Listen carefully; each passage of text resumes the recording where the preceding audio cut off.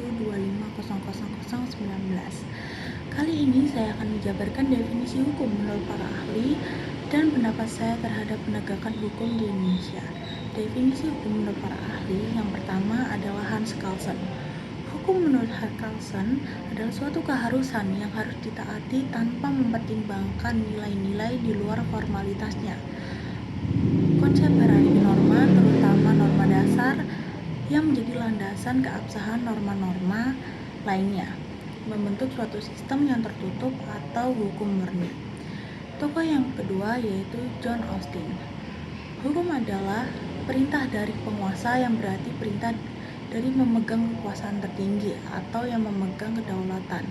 Menurutnya, hukum dianggap sebagai suatu sistem yang logis, tetap, dan bersifat tertutup. Hukum secara tegas dipisahkan dari keadilan dan tidak didasarkan pada nilai-nilai yang baik dan buruk. Hakikat hukum itu sendiri menurut John Austin terletak pada unsur perintah yang dibuat oleh penguasa yang berdaulat ditunjukkan pada yang diperintahkan dengan disertai sanksi apabila dilanggar. Lalu yang ketiga adalah definisi hukum menurut Immanuel Kant. Immanuel Kant berpendapat bahwa hukum adalah keseluruhan syarat berkehendak bebas dari orang untuk dapat menyesuaikan diri dengan kehendak bebas dari orang lain dengan mengikuti peraturan tentang kemerdekaan. Selanjutnya, definisi hukum menurut E.M. Myers. Hukum adalah semua peraturan yang mengandung pertimbangan keasusilaan ditunjukkan pada tingkah laku manusia dalam masyarakat dan menjadi pedoman pemimpin atau penguasa negara dalam melakukan tugasnya. Dan terakhir, definisi hukum menurut M.H. Tirta Amijaja. Hukum adalah norma atau semua aturan yang harus dituruti dalam tingkah laku dan tindakan dalam pergaulan hidup dengan ancaman mesti mengganti kerugian jika melanggar aturan yang akan membahayakan diri sendiri atau harta.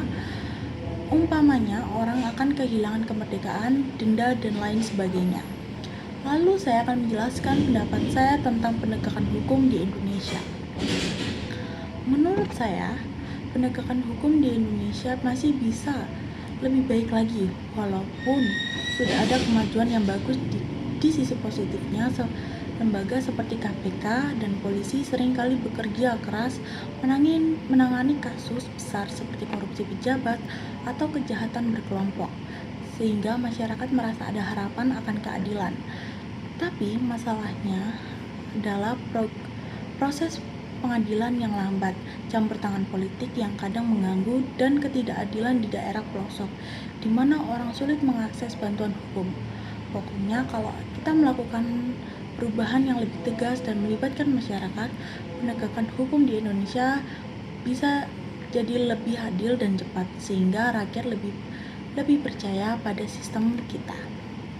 Sekian pendapat saya dan penjabaran saya tentang definisi hukum menurut para ahli. Sekian, terima kasih.